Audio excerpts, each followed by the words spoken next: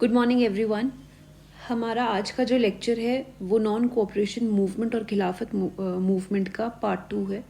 हमने पिछले लेक्चर में पढ़ा था कि कैसे खिलाफत मूवमेंट का इशू एक अराइज हुआ था टर्की के कैलिफाइट के संदर्भ में, और कैसे गांधी जी को बुलाया गया और उन्हें इसमें एक प्लेटफॉर्म दिखा देश में यूनिफाइड होके पॉलिटिकली स्ट्रगल करने का और ब्रिटिश के अगेंस्ट एकजुट होने का।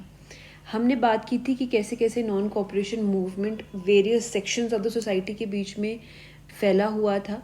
बच्चे, पेजेंट्स, अर्बन क्लास सोसाइटी या फिर इंडस्ट्री के जो लोग हैं, हर एक आदमी सामने आ चुका था और किस तरीके से वो नॉन कोऑपरेशन मूवमेंट को अंजाम दे रहा था। इसमें हमने पढ़ा था कि फॉरेन गुड्स को बॉयकॉट किया जा रहा था, ओपनली पब्लिक में जलाया जा रहा था, शॉप्स का, लिकर शॉप्स का या फिर ऐसी दुकानें जो कि फॉरेन मतलब इम्पोर्टेड सामान, ब्रिटिश का सामान बेचती हैं, उनकी पिकेटिंग की जा रही थी, घेराव किया जा रहा था। और इस तरीके से नॉन कोऑपरेशन मूवमेंट चल रहा था, ठीक है, जिसका जो सेंट्रल जो न्यूक्लियस था वो था खिलाफत इशू, जो कि टर्की के सुल्तान से रिलेटेड था। अब इन सब के प्रति सरकार का क्या रवैया था, क्या एटीट्यूड था। अब आपको सबसे पहले यहाँ पे नोट करना है कि जब ये इशू शुरू हुआ 1919 के आसपास, उस समय जो हमारा देश है, जो भारत है, ब्रिटिश इंडिया है, उसके जो वाइसरॉय हैं वो कैल्म्सफोर्ड थे। और अब 1921 से लेकर 1925 के बीच में जो वाइसरॉय रहेंगे वो रहेंगे लॉर्ड रीडिंग, ठीक है। तो यहाँ पर जो फर्दर जो नेगोशिएशंस अगर होंगे, कुछ होंगे, या जो भी कॉन्वर्सेशंस हुए नॉन कोऑपरेशन मूवमेंट के समय, वो लॉर्ड रीडिंग के साथ हुए थे, ठीक है। अब यहाँ पर गांधी जी को बुलाया गया लॉर्ड रीडिंग के साथ डिस्कशन करने के लिए, और लॉर्ड रीडिंग ने सरकार की तरफ से ये बात रखी कि अली ब्रदर्स जो हैं, कहीं ना कहीं जो भड़काऊ भाषण दे रहे हैं और लोगों को इंस्टिगेट कर रहे हैं, उन्हें वो बंद कर देना चाहिए।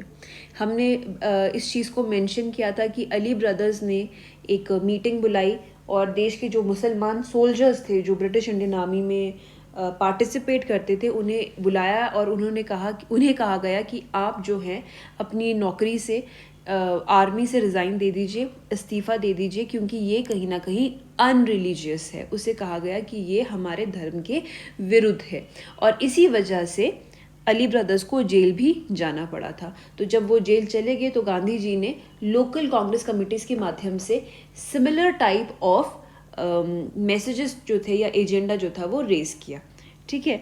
अब सरकार ने जब गांधी जी को कहा कि आप ऐसा करिए, अली ब्रदर्स को समझाइए, तो गांधी जी वहाँ तुरंत समझ गए कि ये कहीं ना कहीं मुझे अली ब्रदर्स के अगेंस्ट करने की कोशिश कर रहे हैं, इसलिए उन्होंने ये करने से बिल्कुल ही रिफ्यूज़ कर दिया। अब यहाँ पे दिसंबर 1921 में सरकार ने जब देखा कि गांधी जी तो मान नहीं रहे हैं, और हमारा जो कहीं ना कहीं फिर से डिवाइड एंड रूल का जो एक पहलू था, जो हमारी कोशिश थी, वो जो सामने जो हमने करने की कोशिश की गांधी जी और अली ब्रदर्स के बीच में, वो नाकाम रही। तो फिर ऑब्वियसली वो क्या करेंगे, वो फिर प्रोटेस्टर्स के ऊपर उन्होंने रिग्रेशन किया, उन्हें सप्रेस करने की कोशिश की। और जो कांग्रेस के जो वॉलंटियर कॉर्प्स थे, जिन्हें पैरेलल पुलिस का काम करने के लिए दिया गया था, उसे इलीगल करार कर दिया गया। दे वर डिक्लेयर्ड इलीगल। और और जो प्रेस थी, प्रेस के ऊपर रिस्ट्रिक्शंस लगा दिए गए, प्रतिबंधित कर दिया गया फ्रीडम ऑफ प्रेस पर, और पब्लिक मीटिंग्स को बैन कर दिया गया, और गांधी जी को अरेस्ट कर लिया गया। अब बात आती है last phase of non cooperation movement की। तो मूवमेंट अच्छा जा रहा था और वहाँ से गांधी जी के ऊपर प्रेशर पड़ने लगा कांग्रेस के मेन लीडर्स का, कि अब जो है हमें इस मूवमेंट को एक बड़े लेवल पर एक्सपैंड करना चाहिए। जब ये पूरे देश में अच्छे से फैल चुका है, लोग पार्टिसिपेट कर रहे हैं, तो गांधी जी के ऊपर प्रेशर पड़ने लगा कि अब हमें जो है इसे सिविल डिसओबीडियंस मूवमेंट का जो रूप है वो दे देना चाहिए, ठीक है। अब सिविल डिसओबीडियंस मूवमेंट में क्या होने वाला था, वो कंप्लीट बॉयकॉट है, और वो हम अलग पढ़ेंगे कि सिविल डिसओबीडियंस और नॉन कोऑपरेशन में बेसिकली क्या डिफरेंस है, फॉर योर जनरल कंसर्न्स। अब गांधी जी यहाँ पर जेल में है और उनके ऊपर प्रेशर पड़ रहा है। तो आईएनसी का जो सेशन था, 1921 का एनुअल सेशन वो प्रिसाइड करने वाले थे चित्तरंजन दास जी, पर चित्तरंजन दास जी जो थे वो भी जेल में थे, तो उनकी जगह एक एक्टिंग प्रेसिडेंट को तुरंत बुलाया गया जो थे हकीम अजमल खान। ठीक है, अब यहाँ पर इन्होंने डिसाइड किया कि हम सिविल डिसओबीडियंस मूवमेंट को लॉन्च करने वाले हैं। दूसरा, गांधी जी को इस मूवमेंट की सोल रिस्पॉन्सिबिलिटी या अथॉरिटी करार कर दिया गया। He was appointed the sole authority of civil disobedience movement. ठीक है, अब February 1, 1922 को क्या हुआ कि गांधी जी ने थ्रेटन किया कि अगर पॉलिटिकल प्रिजनर्स को रिलीज नहीं किया गया और प्रेस के ऊपर जो लगाए हुए रिस्ट्रिक्शंस या कंट्रोल्स हैं उन्हें नहीं हटाया गया, तो हम सिविल डिसओबीडियंस मूवमेंट को लॉन्च कर देंगे। डेट याद रखिएगा, February 1, 1922। और ये थ्रेटनिंग या ये वार्निंग गांधी जी ने बारदोली गुजरात से दी थी। लेकिन 3-4 दिनों के अंदर अंदर ही कुछ ऐसा इंसिडेंस हुआ जिसकी वजह से गांधी जी काफ़ी हताश हुए और एज अ लीडर उन्होंने निर्णय लिया इस मिशन को, इस मूवमेंट को अबॉर्ट करने का, जिसकी वजह से उन्होंने पूरे देश के लोगों की जो डिसअपॉइंटमेंट थी, जो नाराज़गी थी, हताशता थी, उसे मोल लिया। ठीक है, तो ये क्या था ऐसा? 5 फरवरी 1922 को गांधी जी ने इस मूवमेंट को विड्रॉ करने का निर्णय ले लिया और इस निर्णय के पीछे इंसिडेंस हुआ चौरा चौरी कांड। अब ये चौरा चौरी कांड मैंने पहले जब हमने चंपारण सत्याग्रह वगैरह पढ़े थे तो मैंने कहा था क्रोनोलॉजी आई थी पिछले साल के HAS की प्रीलिम्स में, जिसमें 4 ऑप्शंस दिए गए थे और आपको चारों को क्रोनोलॉजिकली सेट करना था। एक था Kheda, Ahmedabad, Champaran and last was Chaura Chauri कांड। तो अब जैसे मैंने आपको पढ़ाया है तो आई बिलीव आपको ध्यान में रहेगा कि क्रोनोलॉजी क्या है।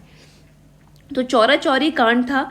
चौरा चौरी एक छोटे से गांव का नाम है जो कि गोरखपुर डिस्ट्रिक्ट यूनाइटेड प्रोविंसेस, हमारा जो उत्तर प्रदेश है, वहां पर है। ठीक है, अब यहाँ पर 5 फरवरी 1922 को लोग चौरा चौरी गांव के जो पुलिस स्टेशन था उसके बाहर लोग प्रोटेस्ट कर रहे थे, बहुत ही शांतिपूर्ण प्रोटेस्ट कर रहे थे अगेंस्ट सेल ऑफ लिकर, शराब की जो बिक्री थी उसके अगेंस्ट से प्रोटेस्ट कर रहे थे। और दूसरा, फर्स्ट वर्ल्ड वॉर के बाद आई जो महंगाई थी उसकी वजह से खाने के जो अन्न के जो प्राइजेस थे, फूड प्राइजेस थे, उनमें आई जो इन्फ्लेशन थी उसे लोग बेयर नहीं कर पा रहे थे and people were protesting there against these 2 things. अब पुलिस को गुस्सा आया और वो बाहर आई और उन्होंने उसके लीडर को, उस प्रोटेस्ट के लीडर को अरेस्ट कर लिया और लोगों में मार पिटाई शुरू कर दी। अब लोग इतने ज़्यादा भड़क गए कि उन्होंने पुलिस स्टेशन में आग लगा दी। उन्होंने पुलिस स्टेशन को जलाने की कोशिश की, वहाँ पर आग लगा दी और जो भी पुलिस वाले किसी तरीके से पुलिस स्टेशन से बाहर निकलने की कोशिश करते उन्हें वापस उसी आग में ढकेल दिया जाता था। इसी वजह से पुलिस स्टेशन के 22 कर्मी जो थे वो जलकर मर गए। अब जब इस इंसिडेंस ने पूरे देश में आग पकड़ी, बात फैली, तो गांधी जी बहुत ज़्यादा डिसअपॉइंट हुए और उन्हें लगा कि लोग अभी भी वायलेंस के रास्ते पर चल रहे हैं और कहीं ना कहीं नॉन वायलेंस के मूवमेंट्स जो हैं, उनका मानना था कि जो मेरे मूवमेंट्स हैं, जो मेरी आइडियोलॉजी है, उसका जो एक फाउंडेशन है, जो बेस है, वो है नॉन वायलेंस। तो मुझे लगता है, मतलब गांधी जी को लगता है कि कहीं ना कहीं लोग अभी भी सत्याग्रह का असली मतलब नहीं समझ पाए हैं, इसलिए उन्होंने इस मूवमेंट को बंद करने का, अबॉर्ट करने का प्लान कर लिया और अनाउंस कर दिया। ठीक है, अब यहाँ पर कांग्रेस वर्किंग कमेटी, मैंने बताया था 15 मेंबर्स की कांग्रेस वर्किंग कमेटी थी। ठीक है, इसकी एक मीटिंग हुई गुजरात बारदोली में ही, जिसमें कि तुरंत ही जो भी सिविल डिसोबीडियंस मूवमेंट से रिलेटेड जो भी काम थे, जो भी सिविल डिसोबीडियंस मूवमेंट को लॉन्च जो करना था उससे रिलेटेड जो भी काम थे उसे क्या किया गया, अबॉर्ट कर दिया गया। और फर्दर जो डेवलपमेंटल या कंस्ट्रक्टिव वर्क था जो पहले भी किया जा रहा था, जैसे कि अनटचेबिलिटी की अबॉलिशमेंट के लिए अवेयरनेस कर रहे हैं, या फिर हिंदू मुस्लिम की यूनिटी के लिए बात कर रहे हैं, या फिर खादी की प्रमोशन करो, हैंड स्पिनिंग सिखाओ लोगों को, वीविंग सिखाओ, या फिर नेशनल स्कूल्स और इंस्टीट्यूशंस खोलो, वो सब काम जो थे वो वापस शुरू हो गए। ठीक है, यहाँ पर जो हमारे आईएनसी के जो नेशनलिस्ट थे जैसे कि CR दास, मोतीलाल नेहरू, जवाहरलाल नेहरू, सुभाष चंद्र बोस, ये सभी बहुत ज़्यादा दुखी हो गए, रिजेंटमेंट आ गई इनके अंदर। क्यों? क्योंकि ये तो उस मूवमेंट को एक अलग लेवल पर लेके जाना चाहते थे, पर गांधी जी ने किस्सा ही ख़त्म कर दिया था। अब यहाँ पर बहुत ही इम्पॉर्टेंट आर्टिकल्स छपे जिसमें गांधी जी की स्पेसिफिक लाइन्स है जिन्हें बुक में भी मेंशन किया गया है। अब यहाँ पर एक लाइन है जो गांधी जी का न्यूज़पेपर है यंग इंडिया, उसमें 16 फरवरी 1922 को छापी गई। ये लाइन थी, I would suffer from every humiliation, every torture, absolute ostracism and death itself to prevent the movement from becoming violent. कि मैं कुछ भी सह सकता हूँ या सफ़र कर सकता हूँ, कोई भी ह्यूमिलिएशन, टॉर्चर या फिर बॉयकॉट या फिर इवन की डेथ, इस मूवमेंट को वायलेंट होने से रोकने के लिए। ठीक है, और मार्च 1922 को गांधी जी को 6 साल की जेल भेज दिया गया। कहाँ भेजा वो तो मेंशन नहीं है अभी, but March 1922 Gandhi ji was arrested for 6 years। अब यहाँ पर गांधी जी ने अपनी एक हिस्टोरिकल रिमार्केबल स्पीच दी जिसमें उन्होंने कहा, I am here therefore to invite and submit cheerfully to the highest penalty that can be inflicted upon me for what in law is deliberate crime and what happens to me to be the highest duty of a citizen। कि मैं यहाँ पर उस penalty को भुगतने आया हूँ और पेश हुआ हूँ जिसे लोग एक क्राइम समझते हैं, पर मैं हिंदुस्तान का सिटीजन होने के नाते अपनी हाईएस्ट और ग्रेटेस्ट ड्यूटी, जिम्मेदारी समझता हूँ।